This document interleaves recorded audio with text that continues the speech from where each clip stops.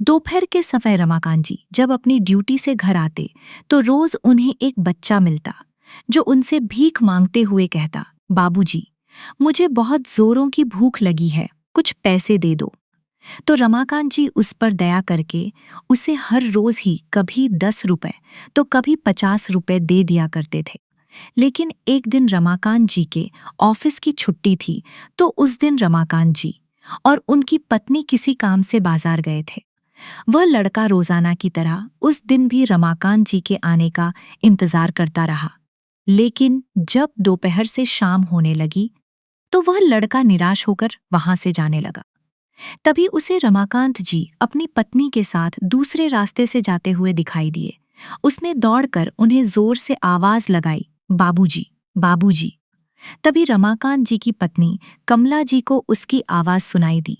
उन्होंने पीछे मुड़कर देखा तो वही लड़का आवाज लगा रहा था और हाथ देकर रोकने की कोशिश करने लगा।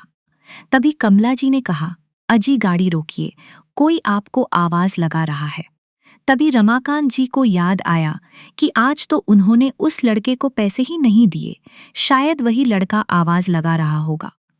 उन्होंने अपनी गाड़ी किनारे पर खड़ी की और उसके पास आने का इंतजार करने लगे।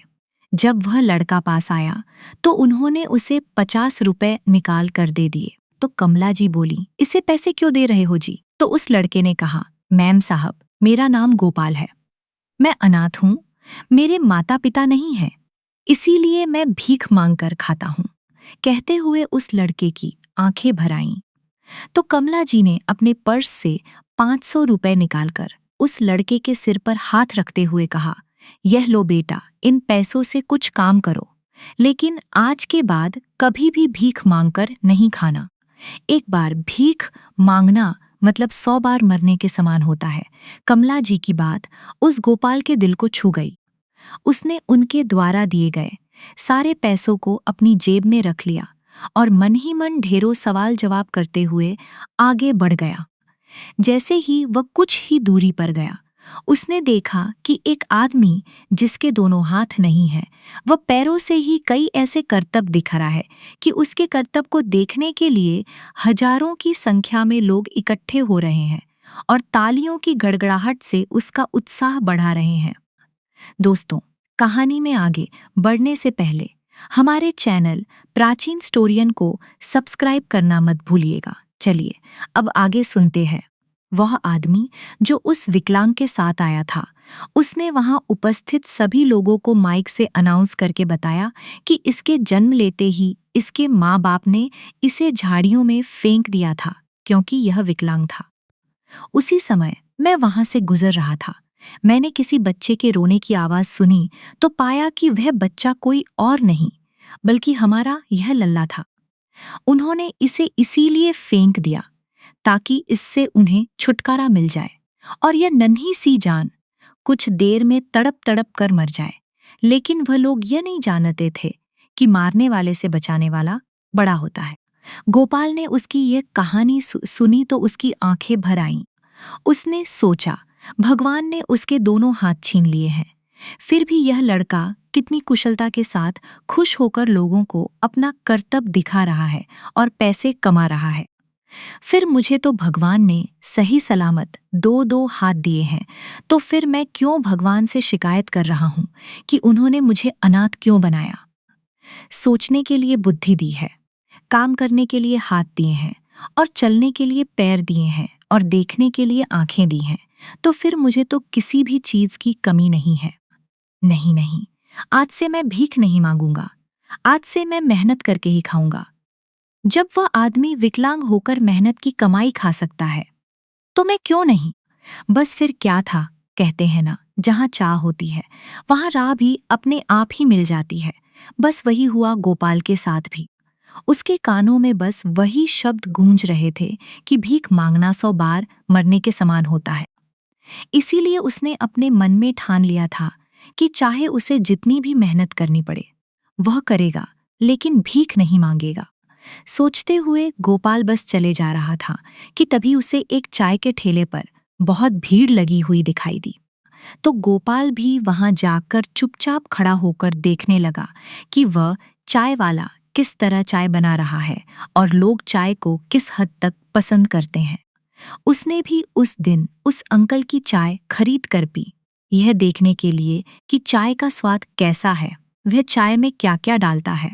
उसने चाय वाले से कहा, अंकल जी, आप यह चाय का धंधा कब से करते हैं?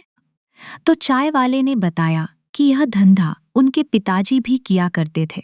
गोपाल ने सोचा, तभी यह कितनी कुशलता से चाय बना रहा है, लेकिन क्या मैं इतनी कुशलता से चाय बना पाऊंगा? उसने उस चाय वाले से पूछा, अंकल, क्या मैं भी यह धंधा कर सकता हूँ? तो उस चाय वाले ने कहा, हाँ बेटा, कर तो सकते हो, लेकिन यहाँ आसपास नहीं, क्योंकि सारे ग्राहक तो मेरे पास ही आएंगे, क्योंकि मेरा ठेला बहुत पुराना है। इसीलिए तुम ऐसा करो, बाजार के दूसरे छोर पर जाकर अपना ठेला लगा लो। गोपाल उस चाय वाले की बात सुनकर बहुत खुश हुआ और बाजार के दूसरे छोर पर चला गया और चाय बनाने के लिए सारे सामान की व्यवस्था करने लगा। अगले दिन गोपाल ने वहीं अपना ठेला लगाकर अपने रहने की व्यवस्था कर ली। अब गोपाल रोज सुबह जल्दी उठता और नहा धोकर भगवान की पूजा करता, भगवान का नाम लेकर ही चाय बनाता। गोपाल सुबह से चिल्लाता, आइए आइए, चाय पीकर अपना शुभ दिन बनाइए। क्या लेकर आए हैं और क्या लेकर जाएंगे? चाय पीकर ही तो अपना मूड ठीक बनाएंगे। गोपाल यह सब इतनी मासूमियत से कहता कि चाहे कितना भी कठोर दिल इंसान हो, उसका भी दिल पिघल ही जाता और उसके पास आकर एक कप चाय जरूर पीकर जाता। उसकी चाय इतनी स्वादिष्ट होती थी कि कोई चाय प्रेमी तो एक की जगह 2 कप चाय पीकर जाता। कुछ ही दिनों बाद गोपाल इतना फेमस हो गया कि हर एक व्यक्ति की जुबान पर गोपाल चाय वाले का नाम ही रहता। अब उस पुराने चाय वाले के धंधे में काफी फर्क पड़ने लगा था, तो उसने सोचा, क्यों न मैं भी गोपाल चाय वाले की चाय पीकर देखूं। वह ऐसी कैसी चाय बनाता है कि लोग उसकी चाय के दीवाने हुए जा रहे हैं।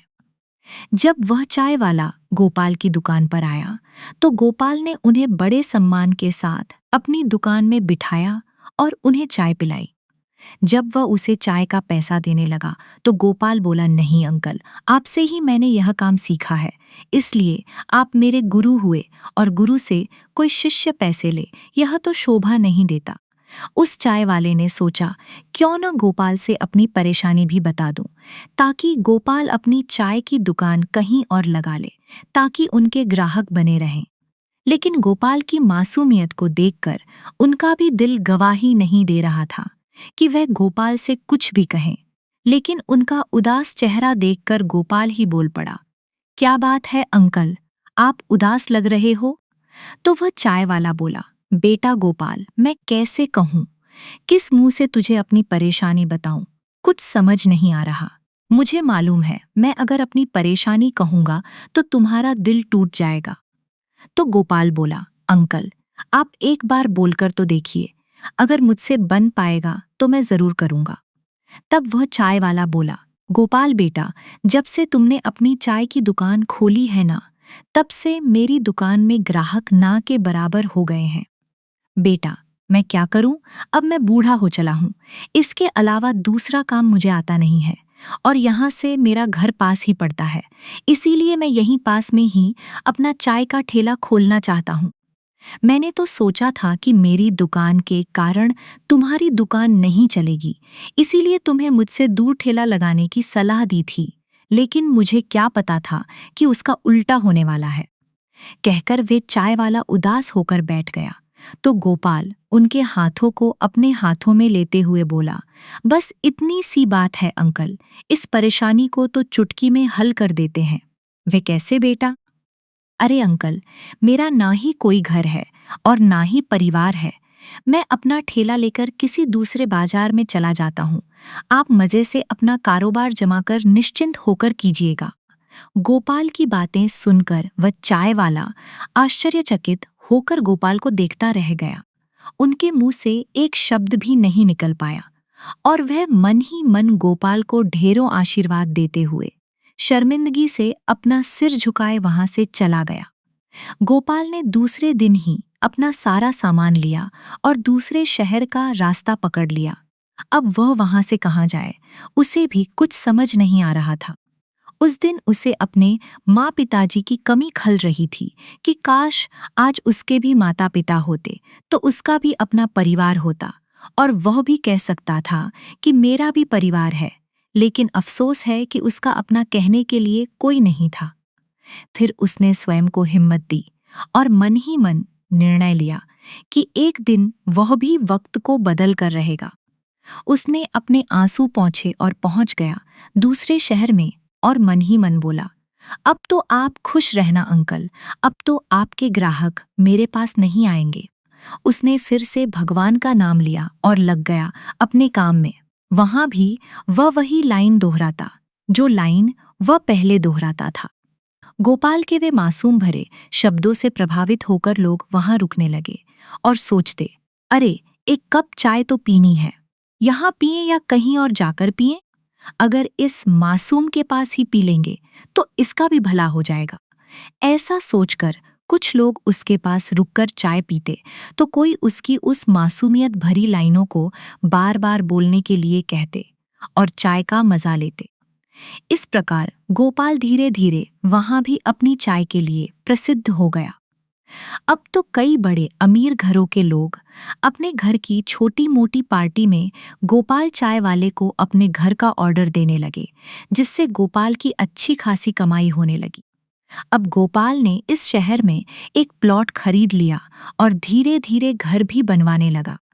उसने नीचे पूरी दुकान और ऊपर अपने रहने के लिए घर बनवा लिया और देखते देखते गोपाल चाय वाले की डबल मंजिल से ट्रिपल मंजिल बिल्डिंग बनकर तैयार हो गई।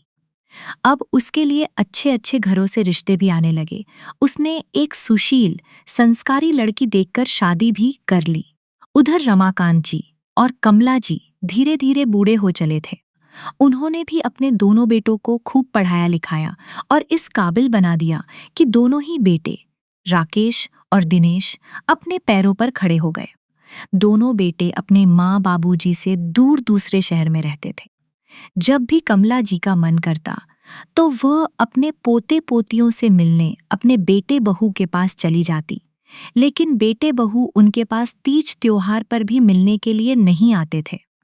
रमाकांत जी तो अपने मन को किसी तरह मना लेते थे कि बच्चों को अपनी आज़ादी से जीने दो, लेकिन कमला जी को अपने पोते पोतियों की बहुत याद आती थी। इसीलिए वह बहुओं द्वारा कई बार अपमानित होकर भी पोते पोतियों से मिलने चली जाती।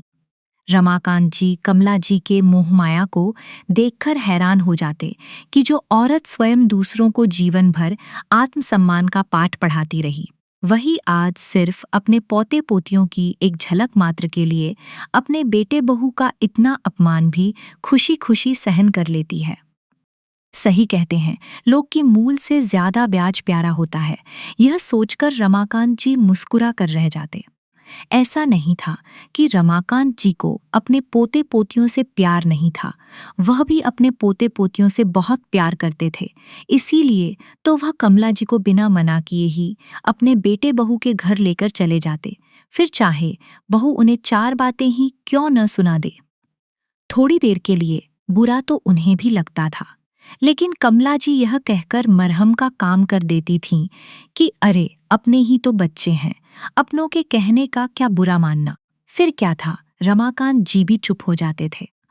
लेकिन हद तो तब हो गई जब दोनों बेटे बहुओं ने अपने पिताजी के पास आकर रोते हुए कहा, पिताजी हमारे बिजनेस में घाटा हो गया है, इसीलिए आपसे मदद मांगने आए हैं कि आप अपने रिटायरमेंट के पैसे अगर हमें दे देंगे तो आपकी बड़ी मेहरबानी होगी। और अब आप लोग भी तो बूढ़े हो गए हैं, तो आप लोगों को भी अपने बेटे बहू और पोते पोतियों के साथ की जरूरत है। इसीलिए आज से आप दोनों हम दोनों भाइयों के पास रहेंगे। बेटे बहू की बात सुनकर रमाकांत जी ने सोचा कि आज तक जिन बच्चों ने हमें एक बार भी अपने घर में मान सम्मान नहीं दिया, वही बच्चे आज कितने मान मनोवल के साथ मीठी मीठी बातें करके अपने साथ रखने की बातें कर रहे हैं। लेकिन वही कमला जी तो अपने बेटे बहुओं की बातों में आकर अपने भोलेपन के कारण उनकी चालाकी को समझ ही नहीं पाई और अपने पति से कहने लगी, बच्चे ठीक ही तो कह रहे हैं जी, अब हम बूढ़े हो गए हैं, तो हमें आज नहीं तो कल अपने बच्चों का साथ तो चाहिए होगा ना। तो कल जाएंगे, उससे अच्छा है हम आज ही बेटे बहू के पास चलें। और वैसे भी हमारे पूरे पैसों पर तो हमारे बेटों का ही अधिकार है।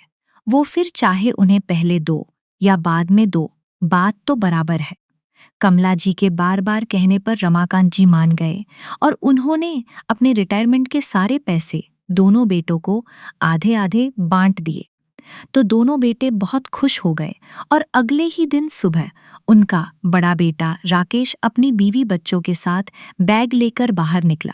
तभी कमला जी बोली, अरे बेटा, तुम यह क्या कर रहे हो? क्या तुम अपने घर जा रहे हो? तो राकेश बोला, हाँ माँ, रात में ही एक डीलर का फोन आया था।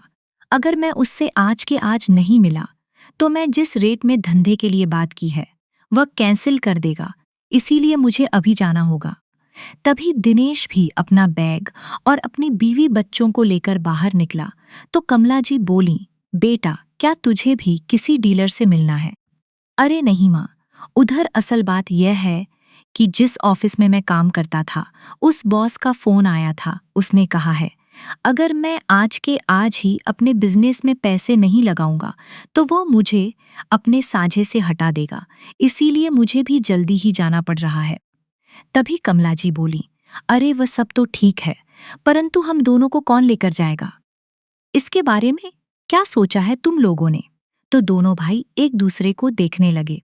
तभी बड़ा बेटा राकेश बोला, अरे माँ, आप चिंता क्यों करती हैं?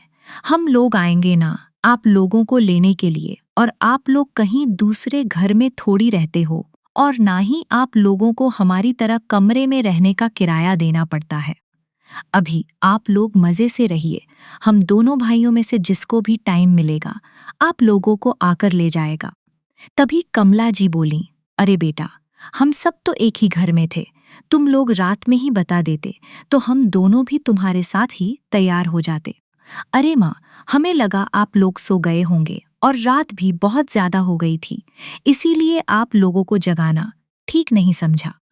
कोई बात नहीं माँ, आप तब तक अपनी सभी सहेलियों से भी मिल लेना और सामान भी पैक करके रख लेना, ताकि हमें बार बार गाँव ना आना पड़े। कहकर चारों बेटे बहू कमला जी के पैर छूकर बाहर निकल गए। कमला जी अपने बेटों को ढेरों आशीर्वाद देती रहीं कि उनके बच्चे कितने समझदार हो गए हैं। तब तक रमाकांत जी सोकर भी नहीं उठे थे। जब वे सोकर उठे तो देखा पूरा घर शांत और वीरान लग रहा था। उन्होंने कमला जी को आवाज लगाई, कमला, ओ कमला जी अभी आई। कहती हुई कमला जी गर्म पानी लेकर अपने पति के पास आ गई। तो उन्होंने पूछा, अरे आज पूरा घर सूना सूना सा लग रहा है, बच्चे कहाँ हैं?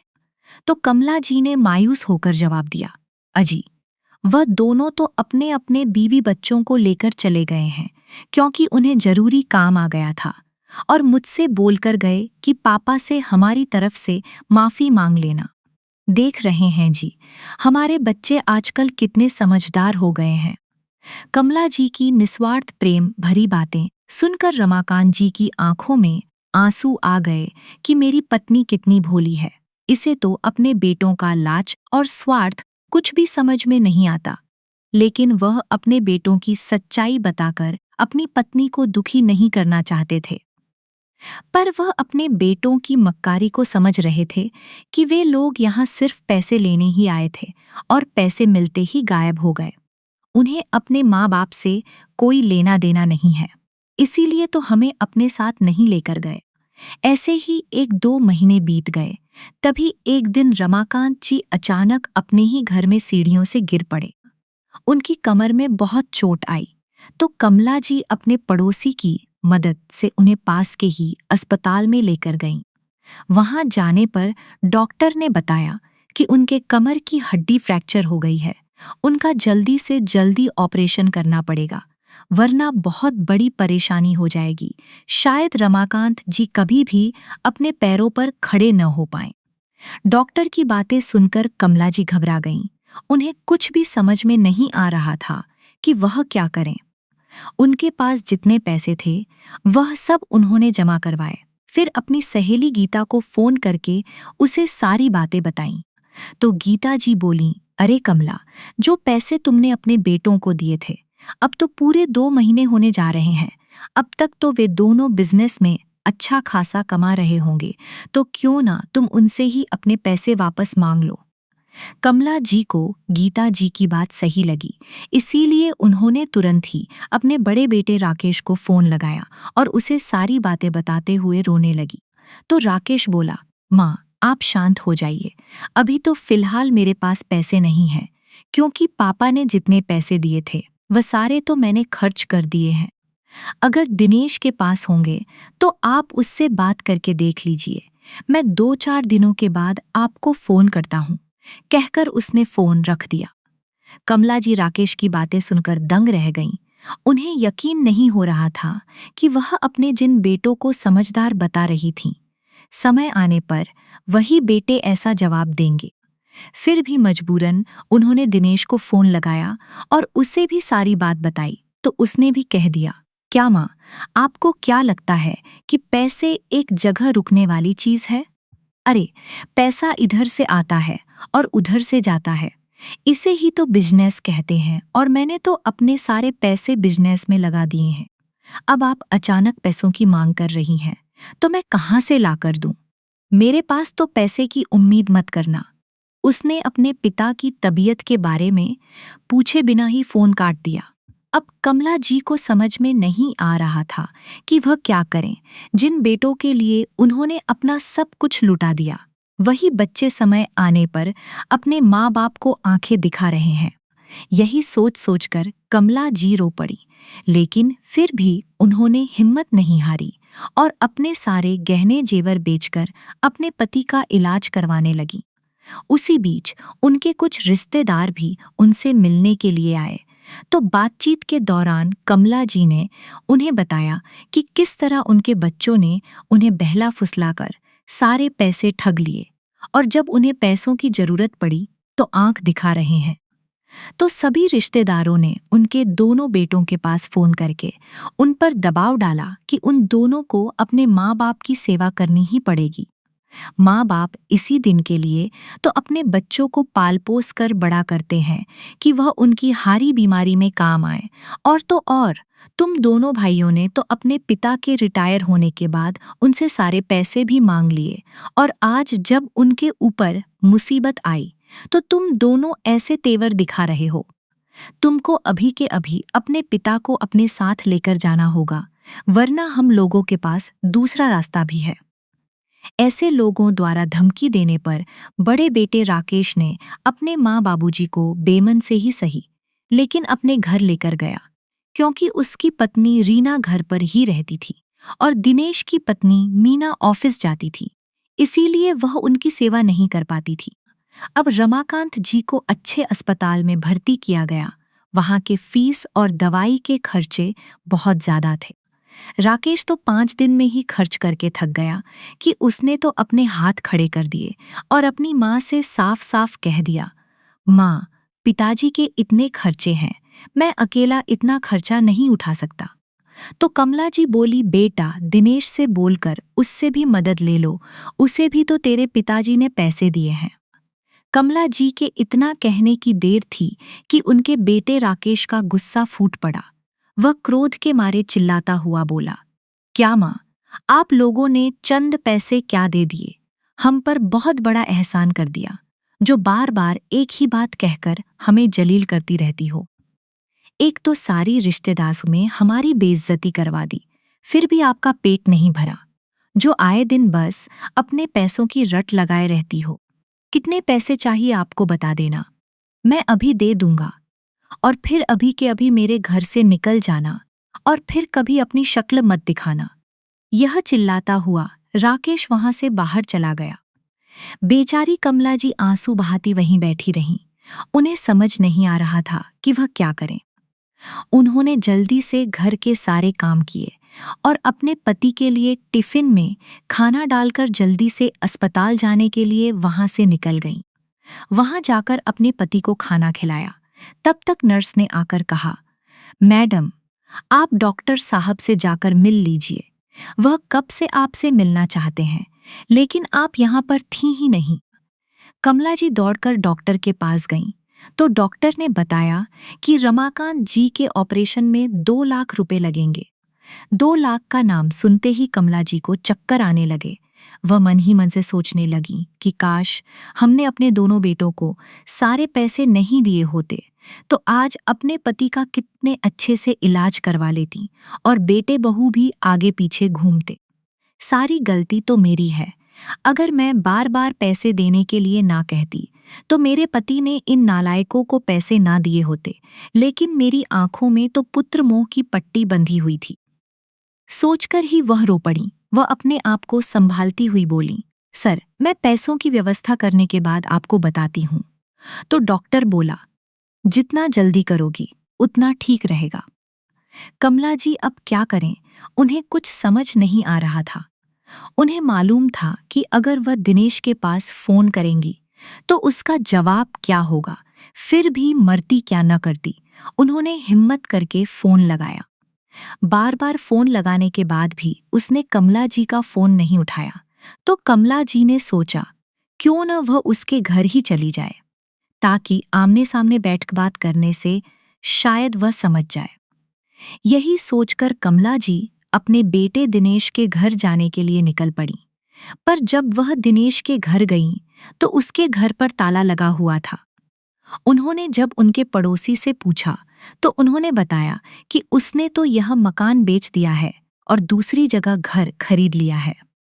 तो जब कमला जी ने उसके नए घर का एड्रेस पूछा तो उन्होंने कहा कि नए घर का एड्रेस हमें नहीं पता है। कमला जी परेशान होकर वहां से वापस अस्पताल जाने के लिए निकल पड़ी। पागलों की भांति कभी दौड़ती तो कभी चलती हुई जा रही थीं कि तभी उनकी टक्कर एक कार वाले से हो गई। वह कार वाला उन्हें टक्कर मारकर तेज गति से भागने की कोशिश कर रहा था कि कुछ ही दूरी पर ट्रैफिक पुलिस खड़ी थी और उन्होंने उसे देख लिया और तुरंत उस गाड़ी वाले को पकड़कर अपने कब्जे में ले लिया और कुछ लोगों ने कमला जी को उठाया और उन्हें पानी पिलाया। कमला जी को कोई चोट नहीं आई थी, इसीलिए वह होश में थीं। जब उन्होंने उस कार के मालिक को देखा तो वह हक्की बक्की रह गईं। वह आदमी कोई और नहीं बल्कि उनका छोटा बेटा दिनेश ही था। उसने जब अपनी माँ को देखा तो उसने गिरगिट की तरह रंग बदलते हुए कहा, अरे माँ, आप यहाँ? पापा की तबीयत कैसी है? मैं तो आप और पापा से ही मिलने के लिए आ रहा था। बेचारी कमला जी ने दिनेश के मुंह से ऐसी बातें सुनी तो उनकी आंखों में आंसू की झड़ी लग गई और उन्होंने कहा, हाँ तो चल बेटा, जल्दी से अस्पताल चल, वहां तुम्हारे पिता तुम्हारा इंतजार कर रहे हैं। यह देखकर पुलिस वाले दिनेश से बोले, अरे यह क्या, तुम अपनी गलती छुपाने के लिए कहीं झूठ तो नहीं बोल रहे हो? तो दिनेश बोला, नहीं नहीं साहब, मुझे मेरे पिताजी की बहुत चिंता हो रही थी, इसीलिए मैं हड़बड़ी में गाड़ी चला रहा था, तो गलती से माँ से ही टक्कर हो गई। अच्छा, तो तुम कार में और तुम्हारी माँ पैदल कहाँ घूम रही है? कहीं तुमने अपनी माँ को लड़ाई झगड़ा करके घर से बाहर तो नहीं निकाल दिया है? पुलिस वाले ने पूछा तो दिनेश का तो हलक ही सूखने लगा। लेकिन कमला जी को तो उस समय अपने पति के पास जाने की जल्दी पड़ी थी, इसीलिए उन्होंने कह दिया, नहीं सर, मैं तो यहाँ पास ही के मंदिर में अपने पति की सलामती के लिए विनती करने आई थी और मेरा बेटा तो सच में अपने पिता के पास जल्दी में अस्पताल जा रहा था, इसीलिए छोटा सा हादसा हो गया। कहती हुई कमला जी अपने हाथ पैर में लगी चोट का ध्यान न देते हुए उसकी कार में बैठ गईं और जल्दी से दिनेश को अस्पताल चलने के लिए कह दिया। पुलिस वालों ने भी दिनेश को उस समय सख्त हिदायत दे दी कि अगर तुमने अपने माँ बाप को तंग करने की कोशिश की तो सीधे जेल की हवा खाने के लिए तैयार रहना। तो दिनेश अपनी माँ को टक्कर मारने से और पुलिस वालों की नज़र में आ जाने के कारण डर रहा था, इसीलिए उस समय चुपचाप कमला जी को अस्पताल लेकर चला गया। वहां जाकर देखा तो रमाकांत जी को ऑपरेशन थिएटर में ले जाया जा चुका था। जब कमला जी ने काउंटर पर जाकर पता किया कि उनकी फीस किसने भरी है, तो उन्होंने बताया कि एक गोपाल नाम के व्यक्ति ने उनकी फीस जमा करवाई है और दवाई गोलियों के लिए भी 5,000 रुपये एक्स्ट्रा जमा करके गया है, ताकि उन्हें बाद में दिक्कत न हो। उन्होंने आपका बहुत इंतजार भी किया, लेकिन आप आई ही नहीं, इसीलिए वह चला गया। कमला जी सोच सोच कर परेशान हो गईं कि यह गोपाल कौन है जो इतनी फीस यूं ही हम अजनबियों के लिए भर दी। मैं तो किसी गोपाल को नहीं जानती। फिर उन्होंने दिनेश से गोपाल के बारे में पूछा तो उसने भी ना में सिर हिला दिया। फिर थोड़ी देर बाद दिनेश के पिता को ऑपरेशन थिएटर से बाहर लाया गया तो दिनेश अपने पिता से मिला और अपनी माँ को अपने घर का एड्रेस देकर वहां से चलता बना। कुछ दिनों बाद रमाकांत जी की छुट्टी हुई तो कमला जी ने अपने छोटे बेटे दिनेश को फोन लगाया तो उसने कहा, हम दोनों अपनी अपनी ड्यूटी में आए हुए हैं, आप लोग ऑटो करके आ जाइए। कमला जी ने उनका घर देखा भी नहीं था, फिर भी ऑटो वाले को एड्रेस बताया तो उसने उस एड्रेस पर पहुंचा दिया। अब दोनों पति पत्नी अपने बेटे के घर के बाहर ही भिखारी की तरह भूखे प्यासे बैठे रहे। जब उनकी बहू मीना शाम को घर आई और उनको अपने घर के बाहर बैठा देखा तो वह तो उन्हें देखते ही आग बबूला हो गई और जल्दी से घर का ताला खोला और उन्हें अंदर आने के लिए कहा। जब वे दोनों अंदर आ गए तो उन पर बरस पड़ी, आप लोग शाम होने के बाद नहीं आ सकते थे। आपको तो मालूम था ना कि घर में दिन भर कोई नहीं रहता है, बच्चे भी स्कूल के बाद ट्यूशन चले जाते हैं। आज आप जैसे फटीचर लोगों के कारण हमारे आस पड़ोस में तो हमारी नाक कट गई है। आप लोगों को किसी ने देखा होगा तो क्या कहा होगा कि उनके घर में यह कौन भिखारी लोग आए हैं। चिल्लाते हुए मीना फिर कमला जी से बोली, चलिए अब जल्दी से काम पर लग जाइए, मैं तो दिन भर काम करके थक गई हूँ और आप तो वहां अस्पताल में कुर्सी ही तोड़ती होंगी। बेचारी कमला जी ने अस्पताल में रहते हुए ना तो कभी एक दिन भी भरपेट खाना खाया और ना ही रात को सो पाती थीं। फिर भी अपना दुखड़ा किसे बताती, इसीलिए चुपचाप बिना किसी बहस के काम में लग गईं। अब तो कमला जी दिनेश के घर के सारे काम करती और बदले में रोज अपनी बहू द्वारा अपमानित होती रहती। एक दिन देर रात को रमाकांत जी पानी पीने के लिए उठे तो उन्होंने देखा कि उनके बेटे बहू के कमरे की बत्ती जल रही है। वह कमरे के पास गए तो उन्हें बेटे बहू की आवाज सुनाई दी। उनकी बहू दिनेश से कह रही थी, दिनेश मैं तो कहती हूँ इन बूढ़े बुढ़िया को रास्ते से हटा देते हैं, फिर ना रहेगा बांस और ना बजेगी बांसुरी। तभी दिनेश बोला, लेकिन यार माँ के एक्सीडेंट के बाद से पुलिस वालों ने मुझे सख्त हिदायत दे रखी है कि इनको कुछ भी नहीं होना चाहिए, अगर इनको कुछ हुआ तो सीधी सुई मेरी तरफ ही जाएगी। तभी मीना बोली, अरे मेरे भोले पतिदेव, मैंने उसका भी इंतजाम कर रखा है, तुम चिंता मत करो, तुम्हारे ऊपर कोई बात नहीं आएगी। किसी दिन अच्छा सा अवसर देखकर इन्हें ऐसी मौत देंगे कि एक कान की खबर दूसरे कान को पता ही नहीं चलेगी। बहू की ऐसी बातें सुनकर रमाकांत जी की आंखों से आंसू बहने लगे और वह वापस अपने कमरे में चले गए। थोड़ी देर कुछ सोच विचार करते रहे, फिर कमला जी को उठाकर सारी बात बताई और पूछा कि तुम्हारा एक्सीडेंट कब और किसने किया था। तो कमला जी ने उन्हें उस दिन की सारी बात बताई कि किस तरह वह दिनेश की कार से टकराई और पुलिस वालों ने उसे क्या कहा। रमाकांत जी समझ गए कि दिनेश उन्हें किस मजबूरी में रख रहा है, वरना वह तो उन्हें अपने पास एक सेकंड भी नहीं रखता। अपनी बेइज्जती कराने और बेमौत मरने से तो यही अच्छा है कि हम रातों रात कहीं चले जाएं। वह दोनों आंखों में आंसू लिए चुपचाप वहां से निकल गए। चलते चलते सुबह हो गई तो एक चाय के ठेले पर रुककर दोनों ने चाय पी और फिर दोनों गांव जाने के लिए बस स्टैंड की तरफ चल पड़े। वह दोनों आंसू बहाते हुए जा ही रहे थे कि तभी उसी रास्ते से वही गोपाल अपनी कार से जा रहा था जो कभी रमाकांत जी से भीख मांगता था, पर आज वह 3 मंजिल का मालिक बन चुका था। उसने अपनी कार रोकी और रमाकांत जी और कमला जी को गौर से देखने लगा और सोचने लगा कि यह तो वही अम्मा और बापूजी हैं जिनकी वजह से आज मैं यहाँ तक पहुँच पाया हूँ। तो वह तुरंत गाड़ी से उतरा और दौड़कर उन्हें जोर से आवाज लगाते हुए बोला, बाबूजी, बाबूजी। रमाकांत जी को वह आवाज जानी पहचानी सी लगी। उन्होंने मुड़कर देखा कि कोई अधेड़ उम्र का आदमी उनकी तरफ दौड़ते हुए आ रहा है। जब वह पास में आया तो रमाकांत जी उसे नहीं पहचान पाए और बोले, माफ करना बेटा, मैं आपको नहीं पहचान पाया। तभी गोपाल बोला, बाबूजी, मैं आपका गोपाल हूँ। आपने अपने गोपाल को ही नहीं पहचाना। और अम्मा, आपने तो मुझे भीख मांगने से मना किया था ना, फिर भी आप मुझे नहीं पहचान पाई। अरे अम्मा, आज आपके आशीर्वाद से ही मैं एक काबिल इंसान बन पाया हूँ। चलिए अम्मा, बाबूजी, आज आपका गोपाल बेटा आप लोगों को अपनी मेहनत की कमाई खिलाएगा।